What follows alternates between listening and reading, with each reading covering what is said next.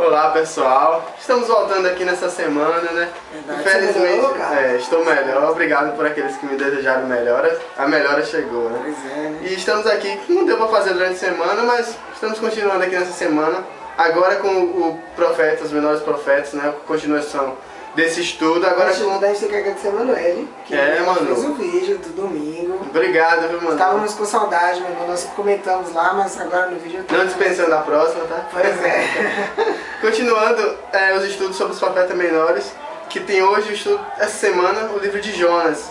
E o título dessa semana, Ansioso por Perdoar. Qual vai se para memorizar, Gê?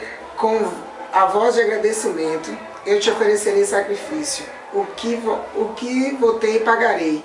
Ao Senhor pertence a salvação. Interessante, Carlos, que a lição de hoje traz para nós uma ótica um pouco diferente da história de Jonas.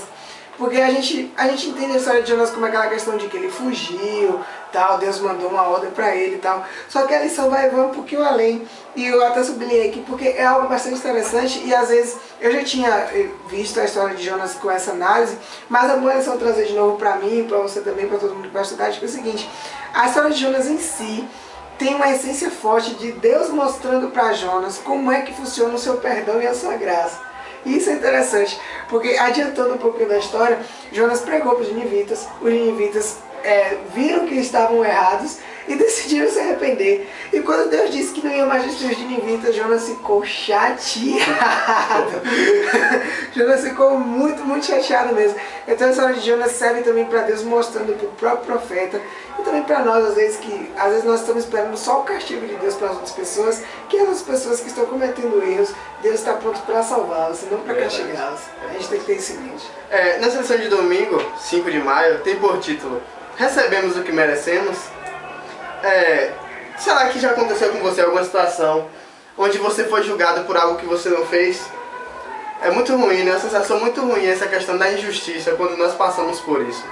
Mas a palavra de Deus já vem nos advertindo de que isso realmente acontecerá. Lá em Eclesiastes 5:8 diz o seguinte, ó: se você vir o pobre oprimido numa província e vir que lhes são negados o direito e a justiça, não fique surpreso. Ou seja, a própria palavra de Deus já nos adverte dessa questão da injustiça que está assolando e que por consequência tende a continuar acontecendo. Mas nós temos um conforto que é em Jesus Cristo, que é a justiça em si, e nessa volta dele nós sabemos que a justiça será feita, inclusive para as pessoas que não agem com justiça. Outro ponto que muitas vezes nós achamos muito injusto é quando uma pessoa recebe o que ela não merece. Pelo menos da nossa ótica, não é o que ela merece. A lição traz até a história de um jovem que ele foi preso, tal, só andava fazendo coisas ruins, foi preso, mas ele ganhou um dinheiro antes disso. E após sair da prisão, ele acabou gastando esse dinheiro todo com carros, com festas, e ele não se arrependia. E as pessoas dizendo, como é que pode, ele não agiu com inteligência e tal. E muitas vezes nós julgamos também as pessoas quando estão recebendo alguma coisa. Por exemplo, quando vê uma pessoa com um emprego muito bom, uma pessoa que não é cristã, que a gente vê que faz coisas ruins, nós nos perguntamos, por que isso? Como é que essa pessoa pode estar prosperando e eu que estou aqui todo dia no caminho certinho não estou? Jeremias, ele já fez essa interrogação para o próprio Deus por nós. Lá em Jeremias 12:1 ele diz: contudo, eu gostaria de discutir contigo sobre a tua justiça, ou seja, com Deus. Por que o caminho dos ímpios prospera? Porque todos os traidores vivem sem problemas. Então, Jeremias questionou algo que muitas vezes nós acabamos questionando hoje. Outro ponto importante, assim, muitas vezes nós vemos alguém que tem uma índole totalmente ruim, uma pessoa que se droga, que rouba tal, aí ela vai, recebe estudo, se converte e se batiza. Qual é a sua reação? Você se alegra ou você fica dizendo, não, aquela pessoa ali na igreja não pode, como é que pode isso? Qual é a sua reação? Qual é a minha reação? Durante toda a semana nós estaremos vendo que Romanos disse lá, né?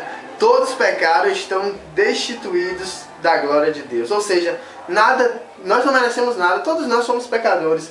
E nós veremos o que aconteceu com Jonas, né? Esse sentimento de revolta porque Deus perdoou o povo de Nínive. Então nós estaremos vendo qual foi essa reação, porque Jonas agiu dessa forma, e qual foi a consequência de tudo isso. Pois é. A lição de adultos tem um resuminho bem simples pra gente fazer, que é o seguinte: a gente sabe que Jonas tentou fugir, e a gente sabe que não há como fugir de Deus. A lição até traz o texto do Salmo 139, que diz: se eu for para cima dos céus, o Senhor está me vendo, se eu for para debaixo da terra, o Senhor está me vendo. E a lição trouxe uma coisa muito interessante. Se você sabe... Não, primeiro o fator do seguinte: por que algumas pessoas como Jonas tentam fugir de Deus?